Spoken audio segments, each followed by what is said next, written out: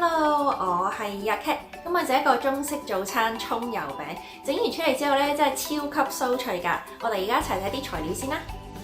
呢啲就係今次所需要嘅材料啦。整咗個麵團先，首先將中筋麵粉同埋鹽撈埋，加入熱水撈勻，之後就可以加凍水啦。個凍水要分幾次加，因為每一種麵粉個吸水量都有啲唔同嘅。撈到咁上下就可以落手搓啦。把條毛巾墊喺個碗底會好啲啊。搓到係成團之後呢，就加埋啲油落去，然後再搓到嚿麵團吸收晒啲油就可以噶啦。包返保鮮紙，等嚿麵團靜置20分鐘。等緊嘅時候呢，可以整咗個葱油先嘅。啲葱要切粒嘅，如果啲葱太粗嘅話呢，可以咁樣切幼少少。啲葱切細粒啲，一陣碌個餅嘅時候就冇爆得咁犀利啦。切好之後就加入鹽、胡椒粉同埋油，撈埋佢就搞掂噶啦。20分鐘到啦，而家嚿麵團已經鬆弛咗好多啦。喺張台度撒啲粉啦，嚿麵團上面都要撒啲粉嘅。將嚿麵團一分為二。陣間先整嗰嚿麵團，最好就係用保鮮紙包住佢啦，費事佢乾咗啊！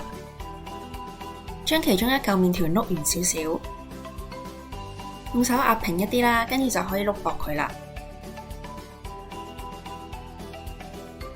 碌一個長方形出嚟啦，大概係20cm 乘以35cm。碌平咗之後呢，就可以擺啲葱油落去啦。將啲葱油鋪平。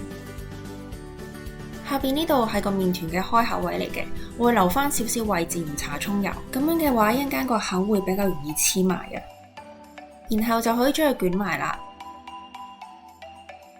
捲埋之後要黏翻實個口嘅，頭尾都要黐翻埋佢。再將個麵團拉長少少，拉嘅時候呢，要輕手啲啊，個麵團都幾容易扯爛嘅。然後捲埋個麵團，將個尾黐返落個底嘅中間，咁呢部分就搞掂啦。又係要包返保鮮紙，等嚿麵團鬆弛20分鐘。又過咗20分鐘啦，拎返嚿麵團出嚟，將嚿麵團壓扁少少先，再將佢碌薄啲，碌嘅時候有啲葱油逼出嚟呢係正常嘅，碌到差唔多2至3mm 咁厚啦就得噶啦。終於可以煎佢啦，咁燒熱隻鑊，落少少油啦。而家個麵團又薄又軟，有啲難拎嘅，可以用支棍捲起佢咁樣拎。吸蓋有得去煎1分鐘先，一來要等佢熟得透啦，二來要等佢入邊軟啲啊。翻面之後再焗多佢1分鐘。然後將個餅咁樣整鬆少少，一間食落去就鬆化啲啦。再煎一陣，個餅就食得啦。我平時整呢個餅呢，一般都唔會即日食嘅，通常會擺到第二朝朝頭早做早餐。最方便嘅儲存方法呢，就係將佢碌平咗之後，包返保鮮紙，擺落冰格度雪。呢個啱啱喺冰格度拎出嚟嘅。